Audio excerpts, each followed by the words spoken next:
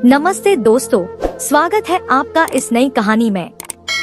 दोस्तों, हमारी आज की कहानी है भरी जबानी में जेल। दोस्तों, मैं भरी जवानी में जेल चली गई थी। वहाँ के जेलर की मुझ पर बुरी नजर थी। वहाँ जाकर पता चला कि हर सुंदर औरत उसके निशाने पर होती है।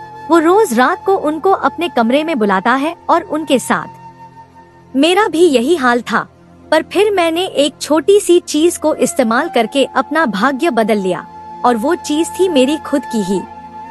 दोस्तों, आगे की कहानी सुनने के लिए आपसे हमारी हाथ जोड़कर विनती है कि आप लोग कहानी को सुनकर हमारे चैनल को सब्सक्राइब करना भूल जाते हैं।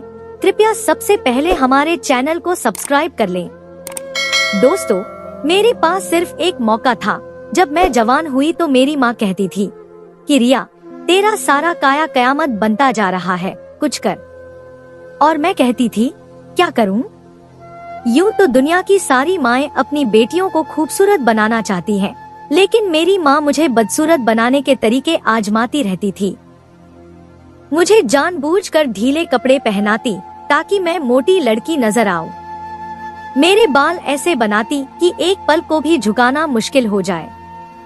यहाँ तक कि कभी कभी मेरे मुंह पर कोयला की कालिख भी मल देती थी। और कहीं आने जाने का तो सवाल ही पैदा नहीं होता था।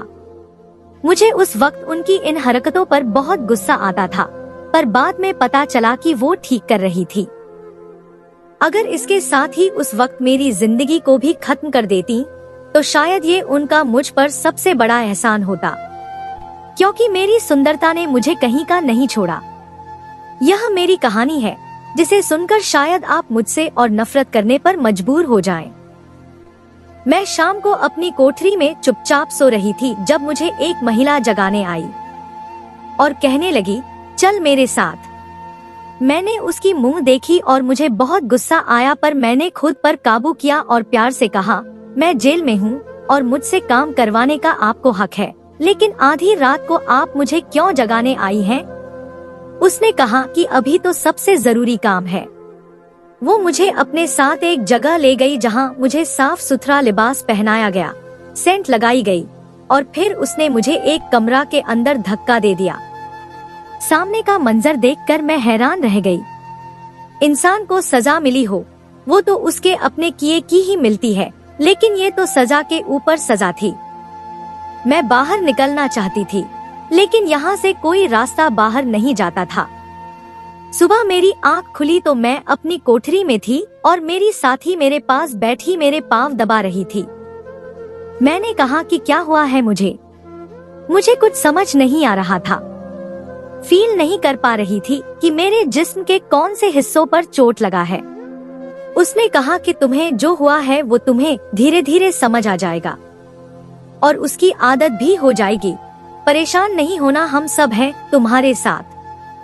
तब तक तुम ये चीज अपने पास रखो।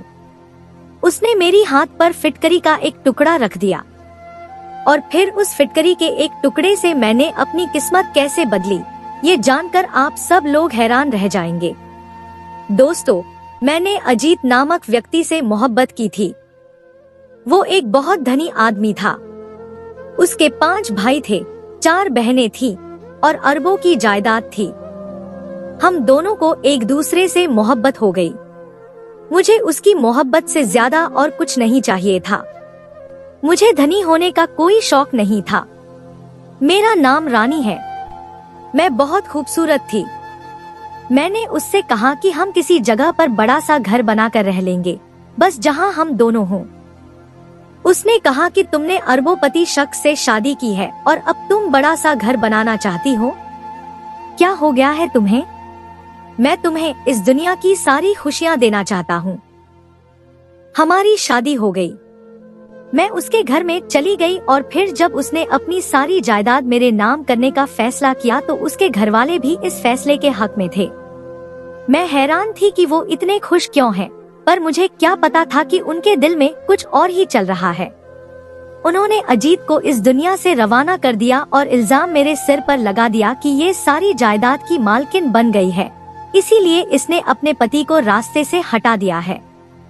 खुद वो ऐसे रो रहे थे जैसे उनका सबसे बड़ा नुकसान हुआ है। पर नुकसान मेरा हुआ था। मैं अपनी बेकसूर साबित ना कर पाई और मुझे जेल में भेज दिया गया, यानी कि सबसे बड़ी जेल में।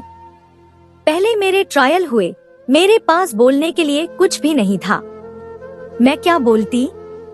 मैं अपने हक में कुछ ना बोली, क्योंकि जो मेरा था वो तो समाप्त हो चुका था। यहाँ पर आ गई और सोचा कि बाकी की जिंदगी इसी काल कोठरी में पड़े पड़े गुजार दूंगी। अब मेरे पास ना ही जिंदगी का कोई मकसद है और ना ही मेरा कोई इस दुनिया में है, क्योंकि मेरे पापा अम्मी तो पहले ही नहीं थे। बस एक अजीत था जिसे मैंने अपना सब कुछ समझ लिया था। मेरे दिन यहीं पर गुजरने लगे। मैं किसी से ज्यादा बोलती नहीं थी, ज्यादा बात नहीं करती थी। यहाँ मुझे काफी सारी औरतें देखने को मिली, अजीबोगरीब किस्म की। कुछ देखने में बहुत खतरनाक, कुछ मेरी तरह बेकसूर, पर हम सब ही अपनी सजा काट रहे थे। सब ने मुझे कहा कि तू बड़ी खूबसूरत है, कम उम्र है, इतनी कम उम्र में इतना बड़ा जुर्म कैसे कर लिया? मैंने कहा कि जुर्म तो मेरा यही था कि मैं प्यार कर बैठी थी। कुछ लोगों ने मुझसे हमदर्दी जताई और कुछ लोगों ने मुझे बातें सुनाई, यहाँ तक कि मुझ पर हाथ भी उठाया। यहाँ भी सबका एक जैसा हाल था, फिर भी कोई किसी का दर्द नहीं समझता था। सब एक दूसरे पर अपने अपने नसीब का गुस्सा निकालते थे। मेरी साथी का नाम रिया था, हम दोनों एक ही जेल में थी। उसने कहा कि यहाँ पर तो बहुत कुछ होता है, तो तुम्हें बर्दाश्त करना होगा, क्योंकि यह जेल है, स्वर्ग नहीं। मैंने कहा कि हमारे लिए तो हमारे अपने घर भी स्वर्ग नहीं होते। अपने घरों में भी हम पर बुरी बुरी आफतें तोड़ दी जाती हैं, तो फिर यह तो जेल है। मुझे किसी से कोई उम्मीद नहीं है। लेकिन मुझे क्या पता था कि उसकी बात का मतलब कुछ और ही था। हम लोगों को दिन में बाहर छोड़ दिया जाता था, यानी कि एक बहुत बड़ी चारदीवारी थी, उसके अंदर हम लोग फिर सकते थे, काम वाम करते थे, खाना बनाते थे, सब्जियां काटते थे, सलाद बनाते थे, जेल को साफ करते थे, कपड़े भी धोते थे। दोस्तों, उसके बाद जब शाम होने लगती तो हमें कैद कर दिया जाता था। आज मैं सारे काम वाम खत्म करके बहुत थक गई थी और जाकर अपने बिस्तर पर लेट गई थी। थोड़ी देर के बाद मुझे जेल का दरवाजा खुलने की आवाज आई। मुझे इतनी सख्त नींद आ रही थी कि मैंने आवाज तो सुनी, पर मुझसे उठा नहीं जा रहा था। लेकिन थोड़ी देर के बाद ही एक पुलिस वाली औरत मेरे पैर के पास बैठी मुझे जगाने लगी। मैंने कहा कि क्या बात है, क्या काम है आपको? उसने कहा कि तुम्हें मेरे साथ आना होगा, बड़ा महत्वपूर्ण काम है। मैंने कहा कि क्यों, क्या मेरी मिलने आई है? पर मेरा तो इस दुनिया में कोई नहीं है। उसने कहा कि मिलने इस समय नहीं आती, बस तुम ये समझो कि है मिलने ही, लेकिन तुम्हें इससे बहुत फायदा होगा। मैंने कहा कि क्या मतलब? वो मुझे अपने साथ ले जाने लगी। उसने कहा कि ज्यादा सवाल मत करो, जितना कम बोलोगी उतना तुम्हारे लिए अच्छा होगा, और मुझे एक कमरे में ले गई। यह तो किसी का ऑफिस लगता था, शायद यहाँ की सुपरिंटेंडेंट का कमरा था, लेकिन वो वहाँ मौजूद नहीं थी। उस महिला ने कहा कि ये कपड़े पकड़ो और पहन लो। मैंने उन कपड़ों को देखा, ये कपड़े तो बहुत खूबसूरत थे, रंगों से सजे हुए। मैंने कहा कि ये कपड़े मुझे इस समय क्यों पहनने को कह रही हो, क्या करना है? मैंने कपड़े पहनकर कहा। उसने कहा कि तुम मेरे सब्र का इम्तिहान मत लो। मैं तुम्हें कब से कह रही हूँ कि ज्यादा सवाल मत करो। जाओ बाथरूम में मुंह हाथ भी धो लेना और जरा अपने आप को साफ सुथरा भी कर लेना। ये कपड़े भी पहन लेना जो मैं कह रही हूँ, वैसा करो, इसी में तुम्हारा फायदा है। मुझे उसकी कोई बात समझ नहीं आ रही थी, लेकिन मैं बाथरूम में गई। मैंने मुंह हाथ धोया, कपड़े बदले। उसने मुझे लगाने के लिए लिपस्टिक भी दी। मैंने कहा कि आखिर ये हो क्या रहा है? अब उसने मेरे मुंह पे थप्पड़ दे मारा और मैं हैरान रह गई। ये जेल थी, यहाँ पे कोई आपको प्यार से कुछ समझाने वाला नहीं था। अगर आप ज्यादा सवाल करते तो यही होना था। अब तो मैं खामोश हो गई। वह मुझे सजा संवार के एक दूसरे कमरे में ले गई। यह कमरा भी किसी के ऑफिस जैसा ही लग रहा था, लेकिन यह थोड़ा दूर था और इधर भी कोई मौजूद नहीं था। वह मुझे वहाँ पर छोड़ के खुद चली गई। मैं थोड़ी देर कुर्सी पे बैठी रही, इधर उधर देखती रही। फिर मुझे लगा कि इस कमरे में तो कोई आ ही नहीं रहा और मुझे यहाँ पर क्यों बिठाया है। दोस्तों, मैं दरवाजे के पास गई कि यहाँ से निकल सकूं, तो हैरान रह गई। दरवाजा तो बाहर से बंद था और इस कमरे के अंदर ही एक और दरवाजा था, जिसे मैं कब से बाथरूम समझ रही थी, लेकिन वह किसी और कमरे का दरवाजा था। वहाँ से एक शख्स इस कमरे में दाखिल हुआ और मुझे देखकर मेरी तारीफ करने लगा। मैं कोई छोटी कमसिन लड़की नहीं थी। मुझे समझ आ गया कि यहाँ पर क्या हो रहा है, लेकिन तब तक बहुत देर हो चुकी थी। सुबह हुई तो मैं अपनी कोठरी में थी और मेरी हालत बहुत बुरी थी। पहले तो मुझे अजीब सा महसूस हो रहा था, आँख ही नहीं खुल रही थी। ऐसा लगता था कि आधी नींद में हूँ, आधी जाग रही हूँ। फिर मेरी आंखों के सामने मंजर साफ हुआ तो रानी मेरे पास बैठी मेरी पैर दबा रही थी और एक और महिला भी वहाँ पर मौजूद थी। यह वह समय था जिसमें हमें खोल दिया जाता था, इसलिए कोई भी अंदर आ सकता था। मैंने कहा कि क्या हुआ है मेरे साथ, मुझे कुछ याद नहीं आ रहा। उसने कहा कि चुप हो जाओ, बस खामोश रहो, जो हुआ है उसे याद मत करो। एक और औरत तो सिर पकड़े बैठी थी। उसने कहा कि तुझे क्या पड़ी थी अपने साथ ये सब करने की, कि तू इस जेल में आ गई। अपनी शक्ल देख, कितनी खूबसूरत है तू, और जो जितना खूबसूरत होता है ना, वो उतना बदनसीब होता है। अब हम सब भी तुझे मिलके बचा नहीं सकते, बस तुझे देख के अफसोस ही होगा। नहीं करना था ना वह सब कुछ, क्यों अपने पति की जान ले ली। अरे पति जैसा भी हो वह पति होता है, चाहे वह आपको जानवरों की तरह भी दे, लेकिन अगर वह आपके साथ चल रहा हो तो कोई और आपका कुछ नहीं बिगाड़ सकता। और तूने जो करना ही सही समाप्त कर दिया। क्या जरूरत थी तुझे यह सब करने की। अरे ऐसा भी क्या होता है कि एक महिला के घर तक चली जाए, एक महिला को इज्जत तक जाने की इजाजत तो भगवान भी नहीं देता। मैंने चिल्लाकर कहा कि मैंने ऐसा कुछ नहीं किया, और जब मैं चिल्लाई तो मुझे मेरे पूरे वजूद में दर्द महसूस होने लगे। मैं दर्द से चिल्लाने लगी तो उस महिला ने मेरी हाथ पे फिटकरी का एक टुकड़ा रख दिया। मैंने कहा कि ये क्या है। उसने कहा कि ये काम आएगा, तेरे जख्मों के लिए है। इससे जख्मों को धो तो जख्म खराब नहीं होते, दर्द खत्म हो जाता है, कोई पीप वगैरह नहीं पड़ती, इन्फेक्शन नहीं होता। इसीलिए हम सब अपने पास एक एक फिटकरी का टुकड़ा रखते हैं। ये तेरा वाला है, ये जल्दी इस्तेमाल नहीं होता, इसको जितना इस्तेमाल करो ये चलता रहता है। जब खत्म हो जाए तो मुझे बताना, मैं तुझे और दे दूंगी। अचानक से मेरे दिमाग में कुछ मंजर घूमने लगे और मैं फूट फूट फूट के रोने लगी। उन्होंने कहा कि दुनिया बड़ी जालिम है, तू ये सब कुछ समझ ही गई होगी। दोस्तों, मैं पूरा दिन इसी तरह पड़ी रही। मुझसे किसी ने कोई काम नहीं करवाया। एक दफा वह औरत आई जिसका नाम कविता था, जो मुझे रात को लेकर गई थी। उसने कहा कि मानो को कहो कि खाना बनाए, वह खाना बहुत अच्छा बनाती है। तो रानी ने कहा कि खाना इसी ने बनाया है, अभी खाना बना कर गई है और आराम कर रही है। उसने कहा कि आराम करने नहीं आए हो तुम लोग यहाँ पे, उसे कहो कि और कोई काम देख ले। दरअसल मैंने सुबह से कोई काम नहीं किया था, ये लोग मेरी हिफाजत कर रही थी, मेरे लिए झूठ बोल रही थी ताकि मैं आराम कर सकूं। मैं उस फिटकरी के टुकड़े को हाथ में दबाए लेटी हुई कोठरी की छत को देख रही थी। मुझे अजीत की बहुत याद आ रही थी। वह मेरा मुहाफिज था, मेरा हमसफर था, मेरा दोस्त था। हम लोग एक साथ पढ़ते थे। अगर आज वह मेरे साथ होता तो इस दुनिया की जुर्रत के ये मेरे साथ इतना बुरा करती, लेकिन वह तो इस दुनिया से चला गया। उसे तो उसके अपनों ने इस दुनिया से भेज दिया और मुझ पे इतना बड़ा इल्जाम लगा दिया। अगर हम किसी से प्यार करें तो क्या हम उसके साथ इतना बुरा कर सकते हैं? नहीं नहीं, हम तो उसकी एक नाराजगी से भी डरते हैं, तो फिर उसकी जिंदगी खत्म करना तो बहुत दूर की बात है। मैं ये सोच भी कैसे सकती थी।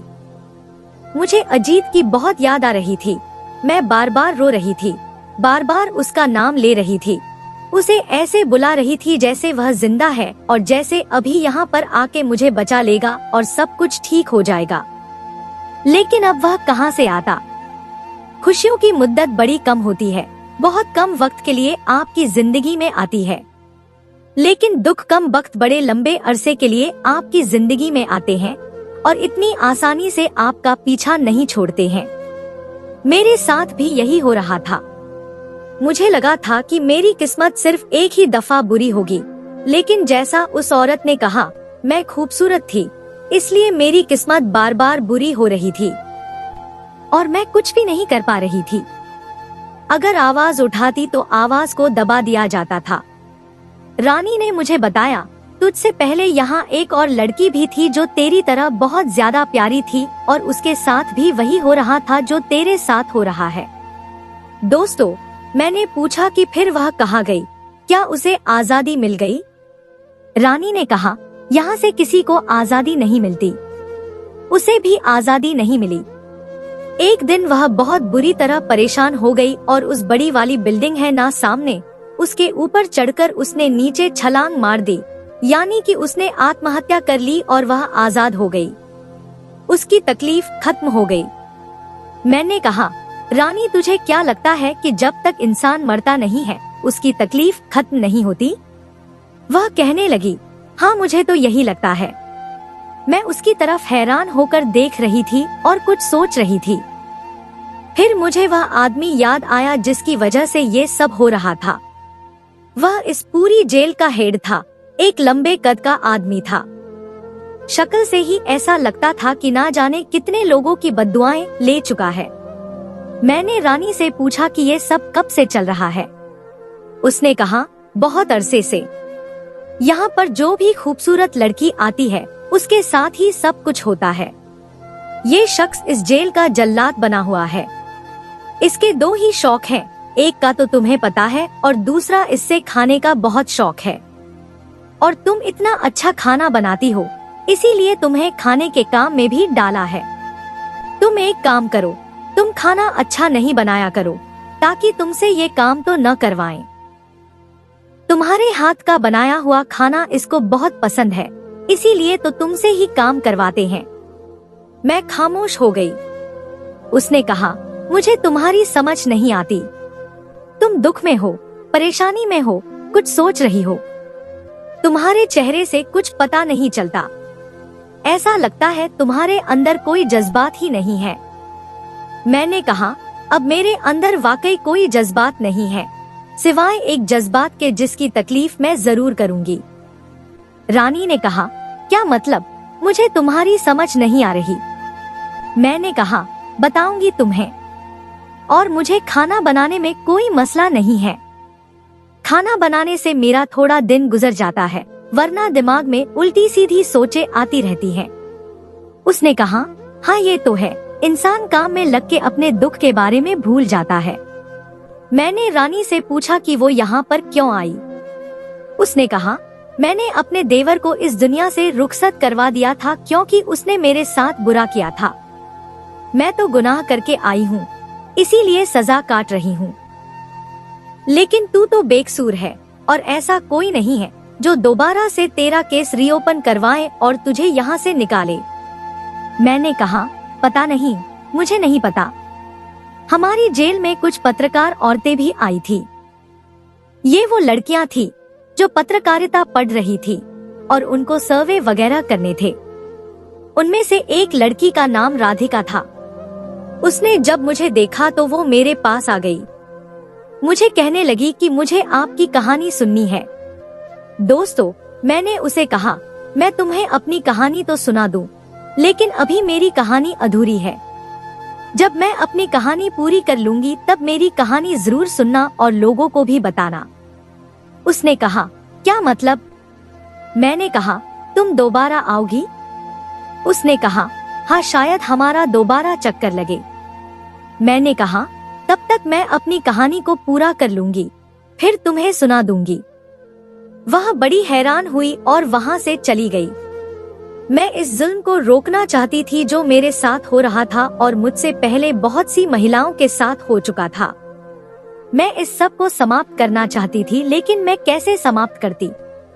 हम लोग जब काम करते थे तो हमें सब्जी काटने के लिए कुछ औजार वगैरह दिए जाते थे, लेकिन उसके बाद वो हमसे ले लिए जाते थे। हम पर गहरी नजर रखी जाती थी। मुझे रानी ने एक महिला के बारे में बताया था जिसने बगावत करने की कोशिश की थी। उसके साथ बहुत बुरा हुआ था। अभी भी सब उसको याद करते हैं। तुम जो इस तरह खामोश बैठी रहती हो, कभी कभी मुझे लगता है कि तुम्हारे दिमाग में भी इस तरह की बातें आती हैं, पर ऐसा कुछ भी करने के बारे में सोचना नहीं। हम लोग बहुत बेबस हैं, मजबूर हैं। मैंने कहा, हाँ, मेरे पास भी है, मजबूर भी।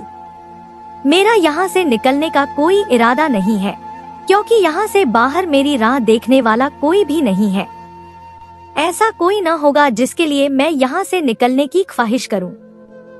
मेरा पापा तो इस दुनिया से तभी चले गए थे जब मैं बहुत छोटी थी।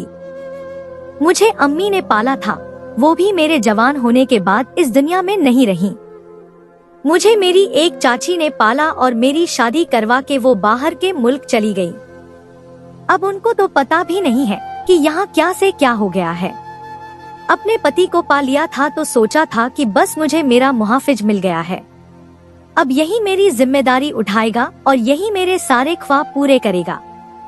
इसी के साथ मैं खुश रहूंगी और अपना खानदान भी बनाऊंगी, अकेली नहीं रहूंगी। मुझे दौलत नहीं चाहिए थी, उसकी घर में रहना चाहती थी। लेकिन किस्मत ने क्या से क्या कर दिया। फातिमा नाम की औरत ने सब पर अपना डर बिठाया हुआ था। वो बात बात पे मुंह पे थप्पड़ दे मारती थी। ज्यादा गुस्सा करती तो डंडे भी चलाने शुरू कर देती थी। एक दिन मेरे पास आई और मुझे कुछ पैसे दिए। दोस्तों, मैंने कहा, ये क्या है? उसने कहा, इनाम है तुम्हारा, इसलिए कि तुम भोजन बहुत अच्छा बनाती हो और बात भी मानती हो। मैंने कहा, लेकिन मैं इन पैसों का क्या करूंगी? उसने कहा, अपने पास रखो, जब यहाँ से निकलोगी तब तुम्हारे काम आएंगे। कुछ नहीं तो दांतों की नई बत्तीसी खरीद लेना। इस बात पर वो फूट फूट कर हंसने लगी, क्योंकि मुझे उम्र कैद की सजा हुई थी और जब तक मैं यहाँ से निकलती शायद मेरे मुंह में दांत भी न होते, यानी कि मैं बूढ़ी हो चुकी होती। मैंने इन पैसों को अपने पास रख लिया। मैंने कहा, ठीक है, शुक्रिया आपका। वो हंसते हंसते वहाँ से चली गई। उसने कहा, तेरी मुझे एक बात बड़ी अच्छी लगती है कि तू हर बात पे सिर हिला देती है, न कोई सवाल करती है, न गुस्सा करती है, चुपचाप सबकी बात मान लेती है। लगता है तुझे भी यहाँ पे काफी अच्छा लग रहा है। मैंने इस बात का भी कोई जवाब नहीं दिया। तो उसने कहा, देखा, तू अभी भी नहीं बोली, बस इसी तरह रह तो फायदे में रहेगी, और किसी चीज की जरूरत हो तो मुझे बता दिया कर, कुछ खाने का दिल करे या कोई चीज चाहिए हो, इतना तो मैं तेरे लिए कर सकती हूँ। मैंने कहा, नहीं, कुछ नहीं चाहिए मुझे। उसने कहा, ठीक है। मैंने इन पैसों को देखा और मेरे दिमाग में एक ख्याल आया। मैंने सोच लिया कि मुझे क्या करना है। सुबह सुबह जब सब्जी काटने की ड्यूटी होती थी तो सब्जियां उठाकर एक आदमी लाया करता था। शायद वो मंडी से सब्जियां लाता था और उनको किचन में रख देता था। मैंने उसे वो पैसे दिए और उससे एक चीज मंगवाई। उसने कहा, हाँ बेटा, ये चीज तो इधर सब लोग ही मंगवाते हैं, फिटकरी चाहिए ना तुम्हें? मैंने कहा, जी फिटकरी चाहिए, लेकिन काफी सारी चाहिए। उसने कहा, फिक्र नहीं करो, ले आऊंगा तुम्हारे लिए और किसी को पता भी नहीं चलेगा। वो मेरे लिए काफी सारी फिटकरी ले आया। रानी ने देख ली। उसने कहा, ये क्या? मैंने कहा, तुमने तो कहा था कि ये बहुत काम आती है। उसने कहा, हाँ है तो ऐसा ही। अब मैं रोज उस जेलर के लिए खाना बनाती थी, बहुत अच्छा खाना। उसके लिए अलग से भोजन बनता था, उसमें देसी घी, देसी मुर्गा और अच्छी अच्छी चीजें डाली जाती थी। उसके खाने के अंदर बिल्कुल भी शोरबा नहीं होता था। वो कहता था कि मुझे भुने हुए चिकन और खाने बना के दिए जाए। अब तो मेरे हाथ के खाने के अलावा उसे कोई खाना जचता ही नहीं था। एक दिन रात हुई और मैं चांद की तरफ देख रही थी। सोच रही थी कि जो चाल मैंने चली है अगर आज कामयाब होगी तो इसका मतलब कि आगे भी मैं ही कामयाब रहूंगी। बार बार दरवाजे की तरफ देख रही थी। रानी ने कहा, क्या हो गया तुझे, नींद नहीं आ रही? मैंने कहा, वो अभी आती होगी ना, वही फातिमा मुझे बुलाने के लिए। रानी ने कहा, तू क्या उसका इंतजार कर रही है, पागल हो गई है क्या? नहीं आती तो ना आए, तू सो जा। दोस्तों, मैंने कहा, वो तो रोज आती है तो आज भी आएगी। मैं सो जाऊंगी तो फिर आके मेरी नींद खराब करेगी। इससे अच्छा है ना कि मैं जागती ही रहूं। रानी ने कहा, मुझे तो बिल्कुल तेरी किसी बात की समझ नहीं आती। तू खुद सोच रही है कि वो तुझे लेने के लिए आएगी। अरे तू शुक्र कर। मैंने कहा, तुम नहीं समझोगी। लेकिन मैं काफी देर तक इंतजार करती रही। फातिमा नहीं आई। अगले दिन भी नहीं आई और उससे अगले दिन भी नहीं आई। जब मैं जेलर का खाना बना रही थी तो मैंने खाना प्लेट में डाल के उसके हवाले किया। मैंने पूछा, तुम मुझे 5-6 दिन से लेने के लिए क्यों नहीं आई? उसने कहा, जेलर साहब की तबीयत खराब है। मैंने कहा, क्या ज्यादा तबीयत खराब है? उसने कहा, तू ऐसे पूछ रही है जैसे तेरा पति है। मैं खामोश हो गई। मैंने कहा, नहीं, मैं तो ऐसे ही पूछ रही थी कि अगर तबीयत खराब है तो खाने में कुछ और बना देती हूँ। उसने कहा, चाहे वो शख्स मर भी रहा हो ना, खाना उसने यही खाना है। उसे ऐसी ग़िज़ाएं बहुत ज्यादा पसंद है। दाल खिचड़ी नहीं खाएगा वो, चाहे बिस्तर मर पे ही पड़ा हो। खा खा के मर जाएगा लेकिन परहेज नहीं कर सकता। इसलिए तुम्हें कोई भी हल्का फुल्का खाना बनाने की जरूरत नहीं है। मसाले भी हल्के ना करना। मसालेदार चीजें बहुत ज्यादा पसंद है। मैंने कहा, ठीक है, बस इसीलिए पूछ रही थी। उसने कहा, हाँ ठीक है, चलो अपना काम करो। मेरा वार बिल्कुल निशाने पे लगा था। अब फातिमा मुझे लेने के लिए बहुत कम ही आती थी क्योंकि हर दूसरे दिन जेलर साहब की तबीयत जो खराब रहती थी। एक दिन मैं बैठी मुस्कुरा रही थी। रानी ने कहा, क्या हो गया है, किस बात पे हंस रही है? कोई पुरानी अच्छी याद आई है? मैंने कहा, यादें तो मेरे पास बहुत सारी हैं, लेकिन इन यादों पर नहीं हंस रही। इन यादों के बारे में सोचकर मुझे अब हंसी नहीं आती, किसी और बात पर ही हंस रही हूँ। वो लड़की राधिका फिर से आई और मैंने उसे अपनी कहानी सुना दी। मैंने उसे कहा, इस कहानी को अभी बाहर मत निकालना, कुछ अरसे बाद बाहर निकालना। उसने कहा, ठीक है, लेकिन आपकी कहानी बहुत दिलचस्प है। मैंने कहा, अभी तो तुम्हें इसका इख्तिताम, अंत भी बताना है। दोबारा आओगी तो फिर बता दूंगी। उसने कहा, अगर आप कहें तो मैं आपके लिए किसी से बात करती हूँ। आप तो अभी जवान हैं, आपका केस फिर से ओपन करवाते हैं। हमारी यूनिवर्सिटी में कुछ लोग वकालत कर रहे हैं और उनको तजुर्बा हासिल करने के लिए कुछ केस भी सुलझाने होते हैं। मेरा एक दोस्त है, वो वकील बन रहा है और मैं पत्रकार हूँ और हम दोनों ने ही शादी भी करनी है। समझे, मंगेतर है मेरा, बहुत अच्छा इंसान है, बहुत धनी है, उसकी पहुँच बहुत ऊपर तक है। अगर आप कहें तो मैं आपका केस रीओपन करवा दूंगी और वो आपको यहाँ से बाहर निकाल लेगा। दोस्तों, मैंने कहा, मैं यहाँ रहूं या यहाँ से बाहर निकल जाऊं, मेरे लिए जिंदगी में कुछ नहीं है, मेरा इस दुनिया में कोई नहीं है। लेकिन तब उस लड़की ने बड़ी अजीब सी बात की। उसने कहा, आपका इस दुनिया में कोई नहीं है, पर आप खुद तो हैं ना। मैं खामोश हो गई और उसने जाते जाते कहा कि मैं बात करूंगी कि आपका केस फिर से ओपन करवाया जाए क्योंकि आप अभी जवान जहाँ है। इसकी बातों से मुझे एक उम्मीद तो मिली थी, लेकिन मुझे नहीं लगता था कि मेरे लिए इतनी जल्दी आसानी होगी। वक्त इसी तरह गुजर रहा था, हफ्ते दर हफ्ते गुजर रहे थे। एक दिन तो फातिमा ने मुझे कहा कि आज खाना न बनाना साहब के लिए। मैंने कहा, क्यों? कहने लगी कि वो छुट्टी पर चले गए हैं, उनकी तबीयत कुछ ज्यादा ही खराब हो रही थी तो अपने घर वालों के पास चले गए हैं। 4-7 दिन तक आराम करेंगे फिर वापस आएंगे। जब जेल में जेलर साहब नहीं होते थे तो जेल का माहौल कुछ अलग ही होता था। कोई किसी से डरता नहीं था और सब अपनी मर्जी से इधर उधर फिरते रहते थे। फातिमा से फिर भी डर होता था, लेकिन वो पूरा दिन हमारे सिर पर नहीं मंडराती थी, उसके और भी काम होते थे। जेलर साहब वापस आ गए और 2 हफ्ते तक फिर से यहाँ पे मौजूद रहे, लेकिन मुझे कोई बुलाने के लिए नहीं आया। एक दिन सुबह सुबह ही ये खबर पूरी जेल में फैल गई कि जेलर साहब बेहोश होकर गिर गए हैं और उनकी हालत बहुत खराब मालूम हो रही है। फौरन यहाँ से डॉक्टर के पास ले जाने का इंतजाम किया गया, लेकिन शाम तक ये खबर आई कि वो अब इस दुनिया में नहीं रहे। उनके जिस्म के बहुत सारे निजाम खराब हो चुके थे, इसलिए वो इस दुनिया से चले गए।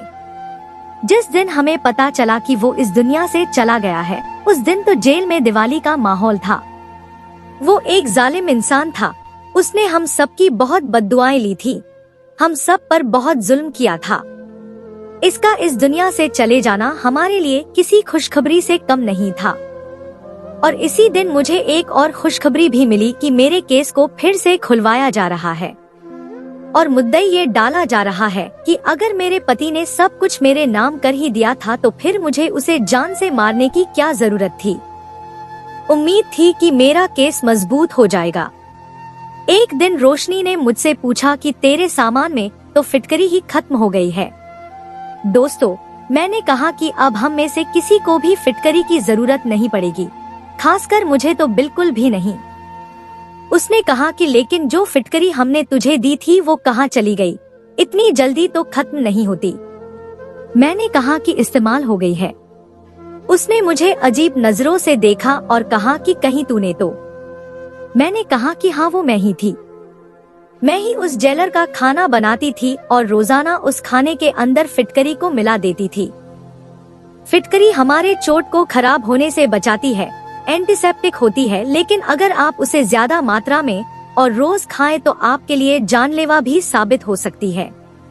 रानी ने अपने मुंह पे हाथ रख लिया और उसने कहा कि तू तो बड़ी खतरनाक निकली। मैंने कहा कि और क्या, जुल्म सहती रही। वो खामोश हो गई। उसने कहा कि मेरे साथ ये राज हमेशा मेरे दिल में रहेगा, लेकिन अगर किसी को पता चल गया तो। मैंने कहा कि कभी किसी को पता नहीं चलेगा, पता चलना होता तो अभी तक पता चल जाता। अब मेरा केस चल रहा है। राधिका मुझसे रोज मिलने के लिए आती है, उसे भी मैंने ये सब कुछ बताया है। वो बहुत हैरान होती है, लेकिन मेरी तारीफ भी करती है। कहती है कि जुल्म को खत्म करने के लिए किसी न किसी को तो कदम उठाना ही पड़ता है। आपने बहुत अच्छा किया। मुझे रोज उम्मीद दिलाती है कि शायद मैं इस जेल से निकल जाऊंगी, लेकिन अगर नहीं भी निकली तो इस बात की तसल्ली रहेगी कि मुझ पर और बहुत से लोगों पर जुल्म करने वाले को मैंने उसके अंजाम तक पहुंचा दिया। तो दोस्तों, यह थी हमारी आज की कहानी। आपको सुनकर कैसी लगी हमें कमेंट करके जरूर बताएं और हमारी वीडियो को ज्यादा से ज्यादा अपने दोस्तों में शेयर करें और हमारे चैनल को भी सब्सक्राइब कर लें ताकि आने वाली वीडियो का नोटिफिकेशन आप तक तुरंत पहुंचे। मैं मिलती हूं आपसे अगली वीडियो में, तब तक के लिए धन्यवाद।